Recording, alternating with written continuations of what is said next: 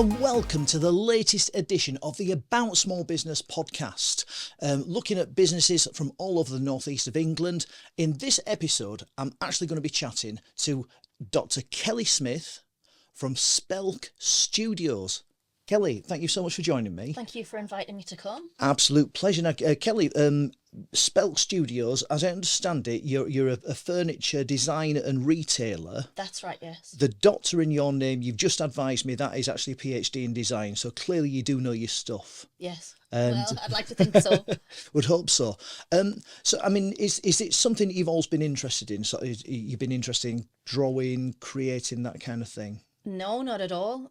When I was younger, I wanted to be a physicist. Really? Yeah, and for me, it was about sort of understanding how the world worked. Yeah. So I thought that, physics could explain that. So I went and did a physics degree, which was fantastic. Right, wow. But I didn't go into a physics career, ultimately, because there was a lot of maths involved. Right, okay. So you weren't thrilled with the math side of it, presumably? Yeah, I did all of the maths during the course. Didn't want to continue doing it for the rest of my life. Right. But because I had this really sort of logical outlook and that mathematical kind of background, I ended up being a computer programmer. Okay. And that was when I first got into design. So initially I was just designing computer software. It's almost quite a big leap, really, isn't it? Sort of physicist to computer programmer to what you're doing now. So. Well, I like to think it's all part of the same thing because it's about understanding how the world works and about how people live in it. Right. Okay. Can you say more about that? I'm fascinated. So I started out studying physics, Yeah. thinking that would help me explain how the world worked. As I went on in my career, I realised that the world is more about the people that live in it. Mm. And as I progressed in terms of design, my design moved on from just software to all of the other things surrounding software as well. Right. Okay. So when you were at school, I mean, clearly, I don't know anyone that's done a physics degree that's not clever. so you must have been bright at school. I think, I was a bit of a swot at school. Bit of a swot at school, and nothing wrong with that. Obviously, certainly trying to encourage my own daughters to be that, with varying degrees of success. But so what did you want to be when you were at school? When I was at school, I thought that I was going to be a physicist. Right, so actually directly into that career. Yeah, I always thought that I would go on and do a PhD. That was my goal. Yeah. As a teenager. I didn't understand how maths heavy that was going to be. Right. Did you enjoy the maths at school? At what point? I enjoyed it until we got on to calculus. Right. And then that was possibly a bit much. If you're enjoying this content, please do like and subscribe to the channel. Don't forget to hit the notification bell to let you know exactly when another podcast's going to drop. For the uninitiated in that sort of maths career, what sort of level would that come at A level, degree level? You do a little bit day level, but when you get to degree level, especially if you're doing physics, there's a lot. It's quite heavy. Yeah, it's very heavy. So at degree level, you kind of lost you fell out of love with that side of things. Yeah, I felt like I was pushing my abilities in terms of maths. Yeah. And I found that I was more interested in physics in terms of how it described the world, rather than sitting doing equations. Right, got you. But when you come out of university with a physics degree, you're probably going to do something with numbers. Yeah. So I thought maybe I'll be an accountant, or ultimately I ended up being a computer programmer. Did you fancy the accountancy route, or? I applied for a few different things, Yeah. and I got offered a computer programming job. Right, So I kind of went down that route. With your computer what sort of programs were you writing? What? This was sort of around the turn of the century when the internet was brand new. Right. So okay. I was learning a lot of web programming and that kind of thing, building websites and apps. So you were working up to the Millennium Bug. Yeah, it was but this was like a brand new field at the time. It was really exciting, people at that time. I'm just people sorry. didn't I'm just have the internet in their homes. I'm just a bit surprised because I want to put. You look a lot younger than that. So, no. And what is also interesting is at that time I was actually working in IT recruitment, and doing quite well off the strength of everyone panicking about the Millennium Bug. So, what sort of languages were you? Things like HTML, PHP, Right. ASP, CSS. So your proper web design. A lot of it was web stuff, Right. Java, things like that. Were you back end then, or? Well, in those days, they didn't really have much of a division between back end and front end. Right. Nowadays, if you work in, web or any kind of programming, Yeah. you'll have people who do the techie stuff and people then who do the nice drawings on the front. Yes, I was chatting to a guy the other week on this podcast, Dave Head, who's he was chatting a little bit about that, which was interesting. Just like how he had to get on with, like sort of the people doing the back end stuff, and he's coming to doing the design. Yeah. It's more graphic design though. But at that time, there wasn't really that division. If you were a web developer, you literally had to do everything. You just did it. Yeah, so I came from this very technical background and was just dropped in the deep end with regard to visual design, learning all of these new things. Right. Okay. So I mean, from what you're saying, it doesn't sound like you've got a huge background in the sort of visual design. Not at that point. Did you enjoy art at school? Were you a bit of a drawer or a doodler I didn't particularly, and even now, if you give me a pencil, I'm not fantastic at drawing. Right. If you give me a computer with drawing programs, I can produce some great stuff. Right. Okay. But if you give me a pencil, you'll just get like a squiggle. I'm terrible at drawing. And that's absolutely fine. It's just interesting because I mean, clearly that you have got some sort of aptitude for that. Hence your business. So you've been designing web programs. You working for were you working in the Northeast at the time? I was working in Team Valley for a web developer there. They sent me to do some courses at Gateshead College Right. to build up on the graphics side of things. Okay. And that was when I really started to get involved in visual design, and I found that I actually quite liked it, despite the fact it was never something that I'd considered doing as a career before that. Which design programs were you using? Was it like your Adobe suite? It was Adobe things, yeah. So Right. Photoshop and Illustrator and things like that, producing images for websites. Right, got you. 'Cause it is interesting. It is a different approach, I suppose. Your pencil. I mean, Apple obviously they've just taken things a stage further with their Apple Pencil to try and give the artist a go with programs like Procreate. But I mean, certainly, I'm one of those people that ditched Photoshop when it went subscription. But from what I understand from other people who know that use it, it's now become quite friendly for your people with the pencils and that want to get, maybe with a Wacom tablet or something like that. And so are you still using that software? I still use Photoshop. I still use Illustrator and things like that. Is that how you design your products? I generally design on a piece of paper, to be honest. Wow, Despite the fact that I'm not fantastic at drawing, it doesn't have to be fantastic as long as it conveys the look and feel. So if I'm drawing a stool, it doesn't have to look real as long as I can understand what the different components are. If the concept makes sense to you, you can then recreate that on the computer. Yeah, exactly. Right, got you. So can you tell me a little bit more about the service that you're offering, the SPELK Studios? What would someone find if they went to your website? At the moment, if you have a look on my website, there are various pictures of the first range of furniture, which I'm hopefully going to be launching by about Easter. Right. And they're outline drawings at the moment, the reason being that I'm still waiting for my samples to come from the manufacturer so I can get some nice photographs of them. Right, excellent stuff. So it's so we're building up to product launches in April then.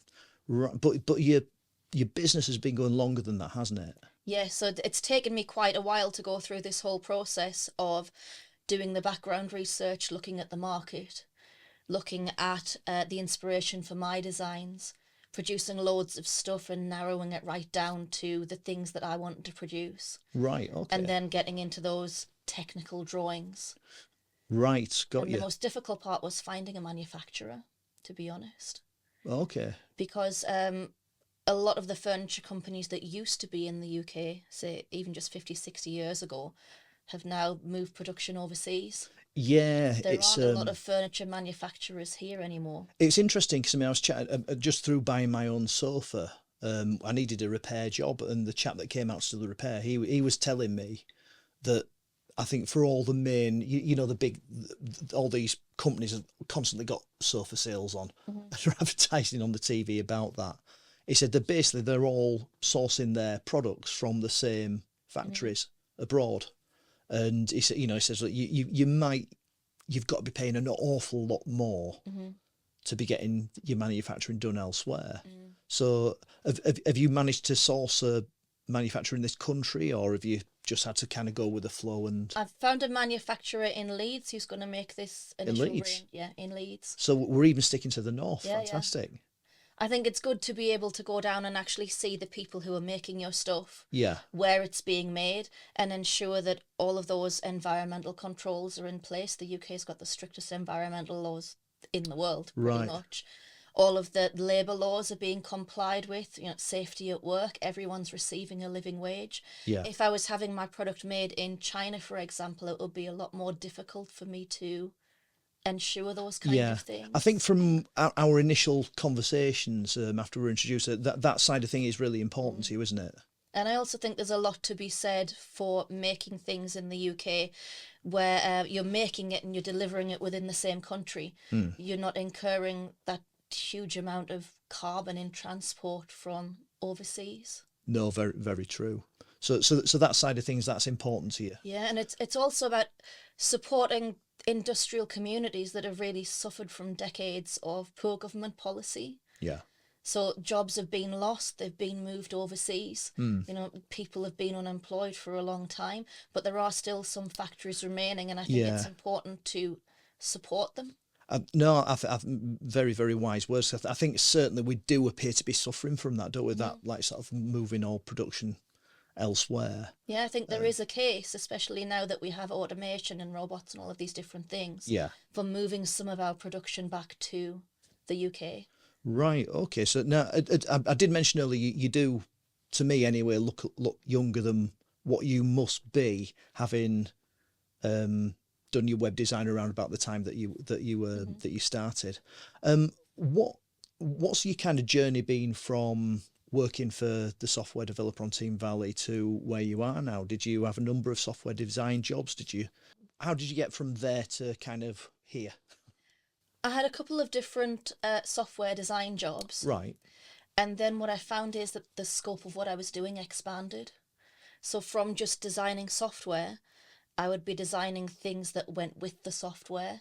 So things like, forms and manuals and other documents. Right. And then I would move on from that to designing the workflow that surrounded the software, thinking about all of the tasks that people were doing and how the software fitted into that. Right. And in some cases, it would even get down to the point of redesigning the office environments in which the software would be used. Okay. To make that workflow more efficient. Right. So how has all that helped with what you're doing now, or has, if indeed it has? I think that's how I first got into doing design beyond just software. Yeah. So when I got into doing office design, I really started to look at how a piece of software fitted into the context where it was being used. And it does have an effect on it. The way that you design your software has to take account of the place it's being used in, the people that are using it, and there are all of these other issues that need to feed into that kind of design. And sometimes if you've got a problem that you need to fix in the workflow or the tasks that people are doing, sometimes the fix is not in changing the software. Sometimes the fix is in changing the workflow or changing the environment that people are working in. And that was when I first gained an understanding of how important this holistic picture of I was going to say, Claire, that's was. coming across as really important to you, that because you mentioned, I think, a couple of times when we first started talking about how the world works, and you've got this really broad overview. So from working in your jobs, where does your PhD fit into this then? I went to the university to do a PhD in essentially what I've just described. Right. So thinking about methods for doing this kind of work.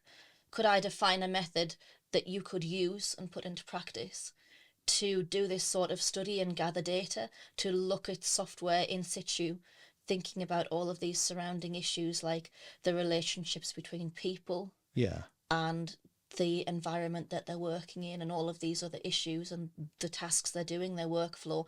How do we capture all of that and feed that into a design? And that was what the PhD was awarded for developing a method to do that kind of work. Right. Okay. So what was the motivation to go and do the PhD then? I mean, were you sort of thinking you wanted a career change? Were you thinking, actually, I want to work for myself? What was the I'm main just driver? an academic kind of person. You just enjoyed that Yeah, sort of and I environment. just thought it sounded cool, and I would really like to focus more on that. And also, when I was offered the PhD, it came with an opportunity to teach at Right. the university as well. Yeah. And that was something that I hadn't done before. Did you And enjoy it? yeah, I really did enjoy it. I enjoyed it so much that I ended up being a teacher for several years after that. Oh, wow. And staying at the same university, were you? I taught at the university while I was doing the PhD, Yeah. and I was enjoying the teaching so much that I did a teaching qualification at the university alongside the PhD, Okay. which is not necessarily required. You can teach at university without a teaching Yes. qualification. Mm. But I'm not one to do things by halves, so I went and did a teaching qualification Right. because I thought it was important to understand that approach if I was doing that job. Were you never tempted to go into like sort of mainstream education teaching? I did afterwards. All right. Yeah, so towards the end of my PhD, I was offered the opportunity to do some teaching with younger people Yeah. who were intending to progress on to university.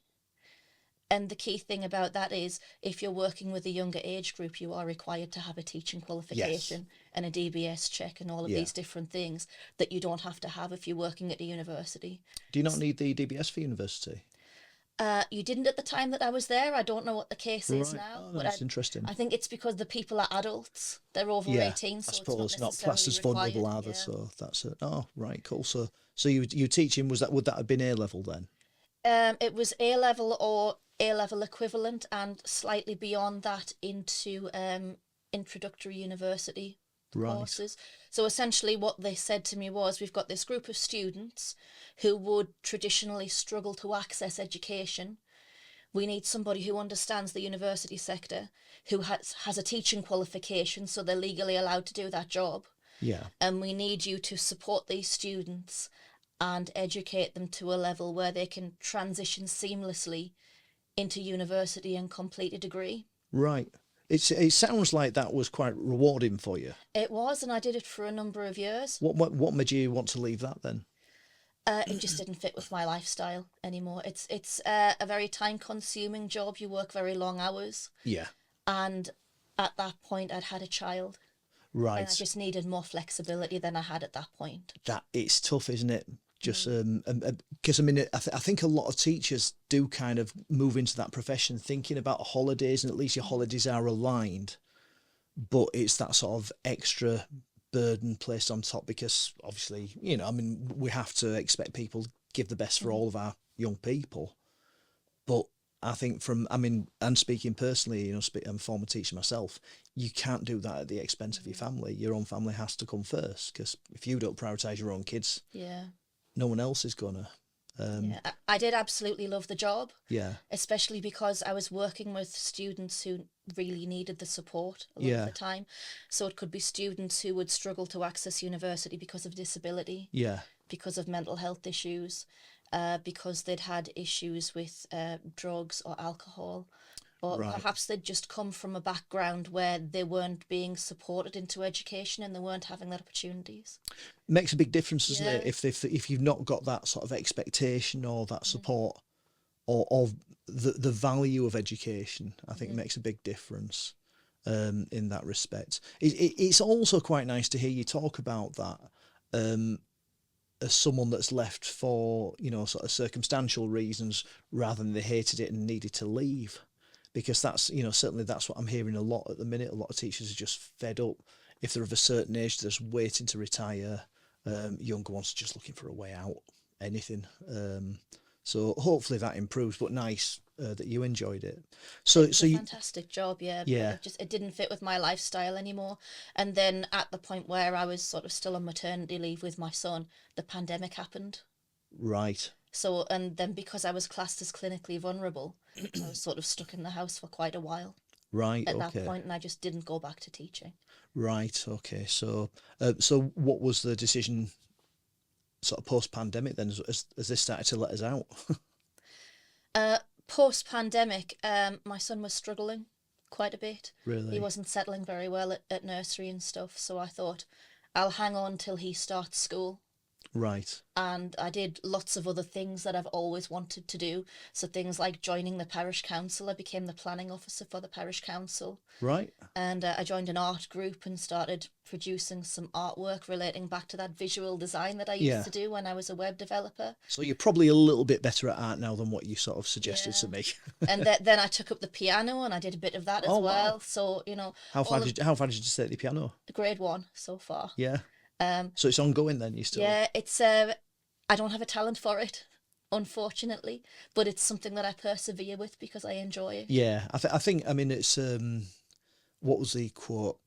It was actually in a school assembly. It's a school I visited, and the guy giving a talk, and he was saying that hard work beats talent without hard work. And yeah, it's, you know, that'll be the same with your piano. If you're enjoying it and there's a bit of passion there, I'm sure that'll come. I think if you do it when you're younger, you've got a lot of time. Yeah. So I regret not doing it as a teenager because of all the time that I would have had to practice. You seem to be cramming an awful lot into your life, though. I mean, you know, with where we are at the minute, and it's I've done loads of different stuff. I feel like I'm a jack of all trades, master of none. Well, I don't think a PhD graduate can ever say they're master of none. So yeah, I had this period at home with my son, which was lovely, and I was doing all of these things that I'd always wanted to do. But then there were things like my mum broke her hip, so that delayed me going back because she needed some support. And when we reached the point where I decided that I did want to go back to work, I thought I'd like to be self-employed because it's going to give me more flexibility as a parent. Yes. And that was one of the main reasons for deciding. So that's a driver of... That was the main driver. Right. Initially. Which again is nice because it's so far everything that you've done you've seemed to quite enjoy, which is it's lovely. Dare I say, quite lucky as well. And then from there it's like, actually I want the flexibility, all lifestyle driven, and you doing what you want to do, and how fantastic is that? I do love the work that I do now, and I'm really interested in it and obsessed with it to a certain extent. Yeah. But it also is partially lifestyle driven, yes. Right. So you decided you wanted to go self-employed. Why furniture? Because several years ago I married an interior designer. Right. Okay.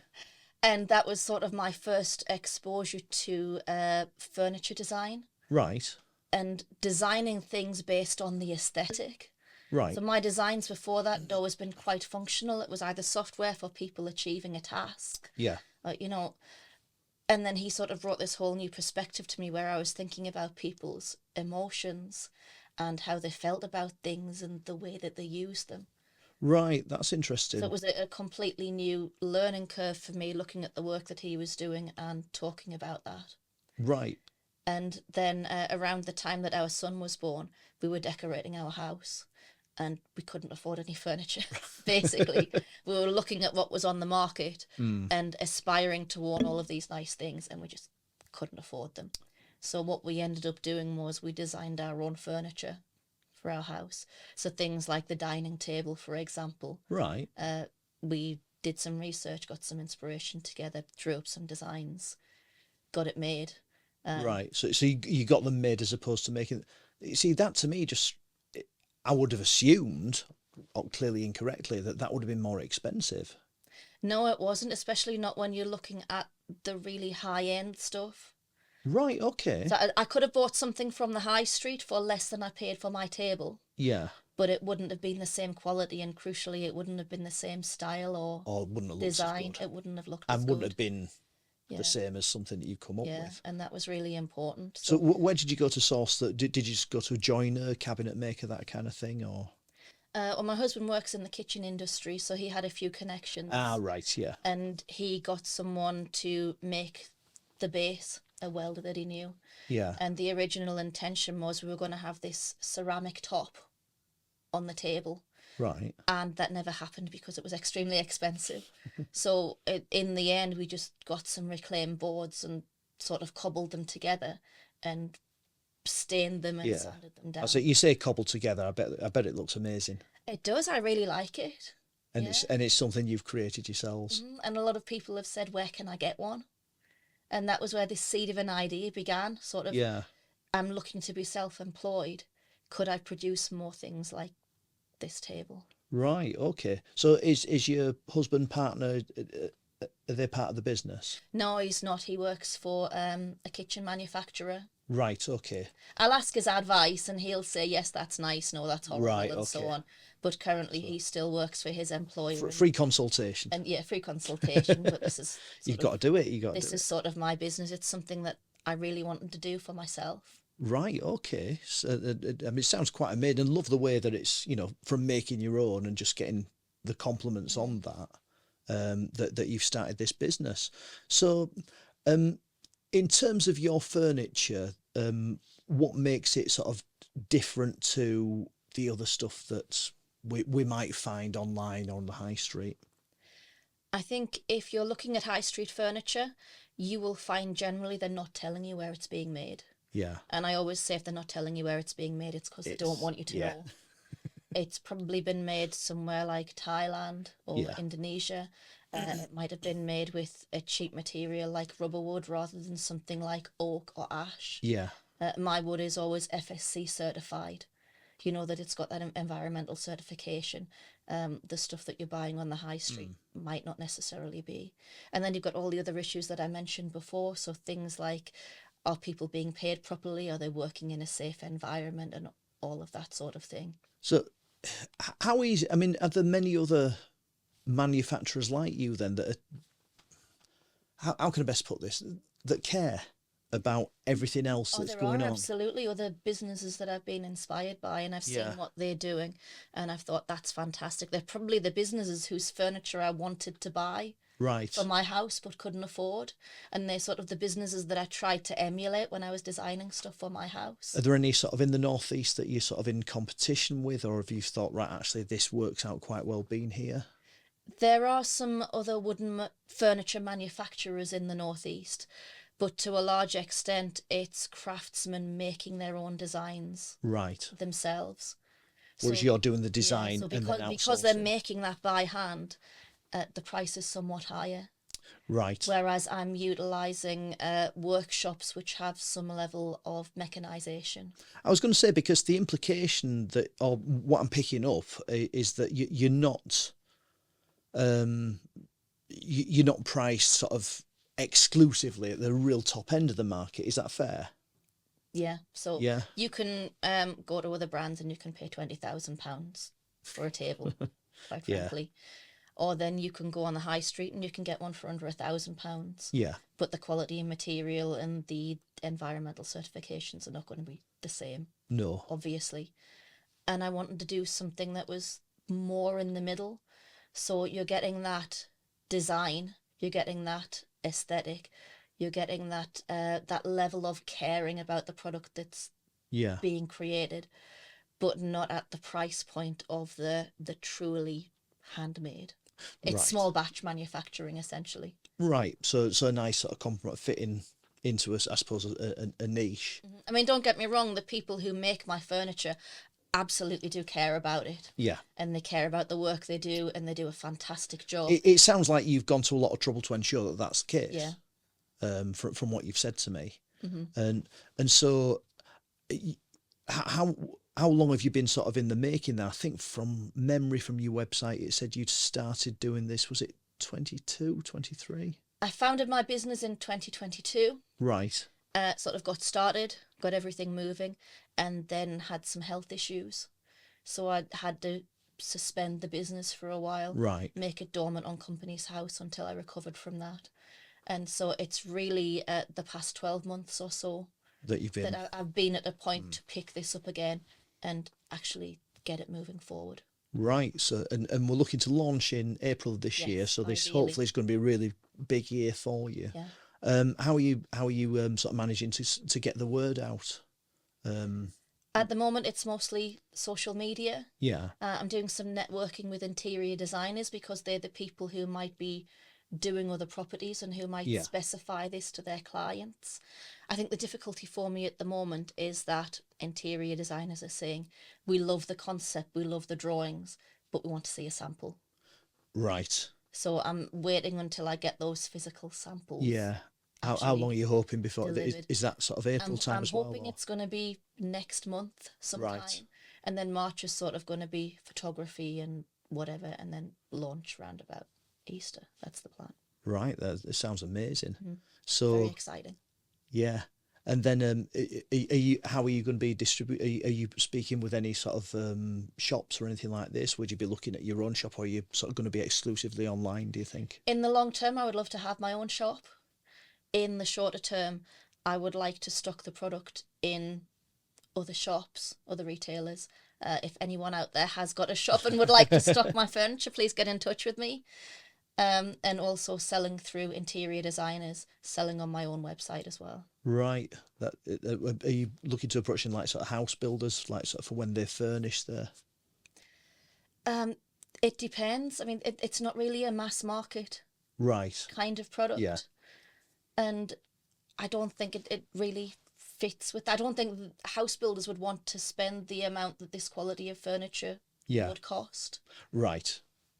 So that I think you're more looking at interior designers or people who really care about these issues like sustainability. Yes. And being manufactured in the I UK think and all that's of that yeah. other stuff. I think which is kind of a niche in itself, Yeah. isn't it? But that the people are out there and are prepared to pay.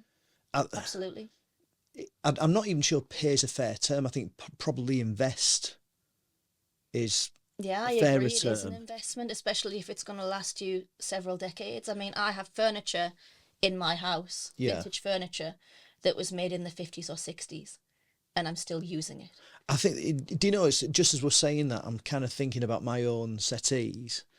And typically, I've been getting a new set, I'll get the 48 months interest-free credit. And by the time I finish my last payment, it's like, it's looking a bit tired.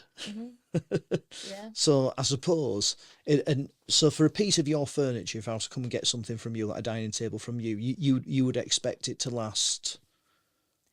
I would like to think that somebody will be selling this as vintage in 50 years' time.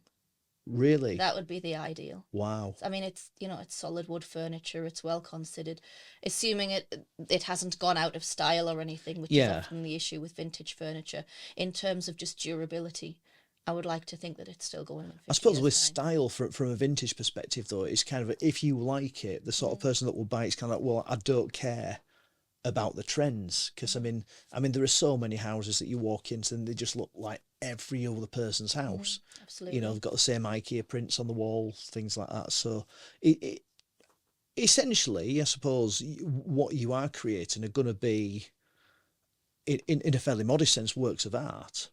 I think it's like an heirloom piece that you can keep and pass down.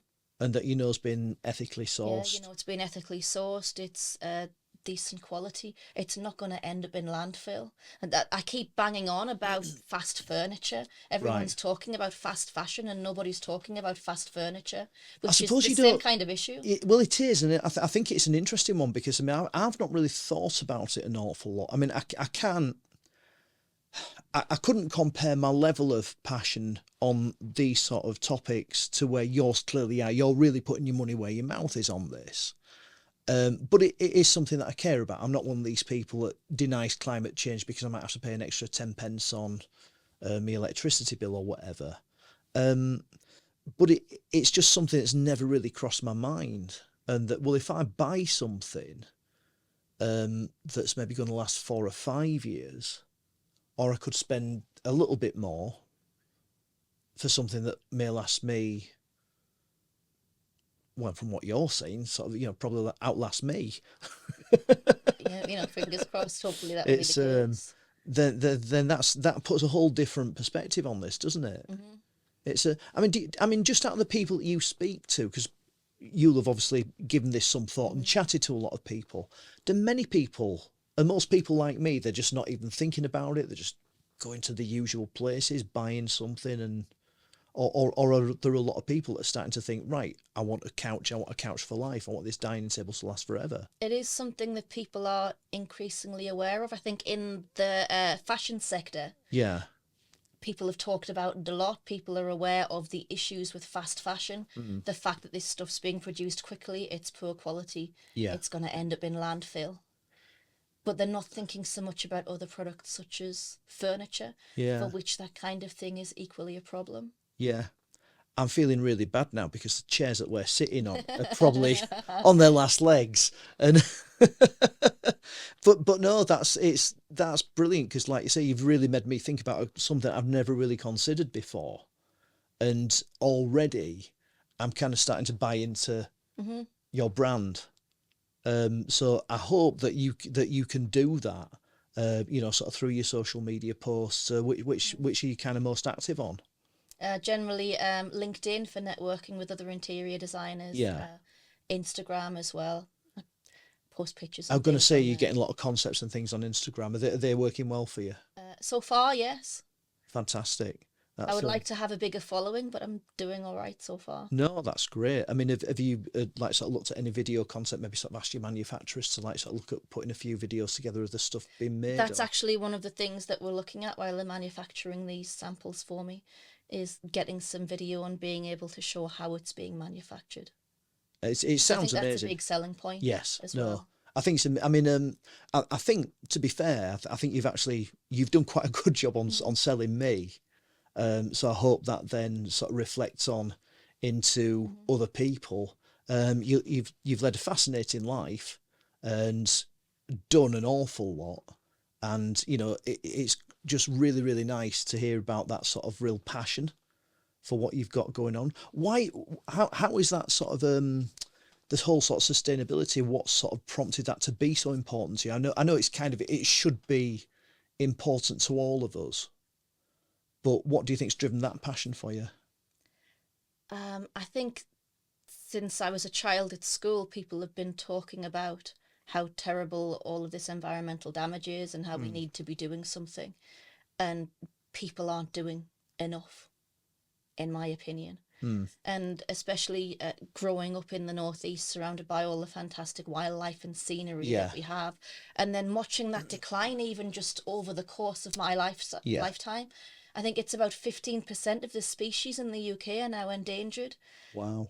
There's been something like, don't quote me on this, I think it's about a 68% loss in terms of diversity. So it's really a massive problem. Yeah. Why do you think people aren't taking it seriously, or as seriously as they should? I think because making a change is difficult.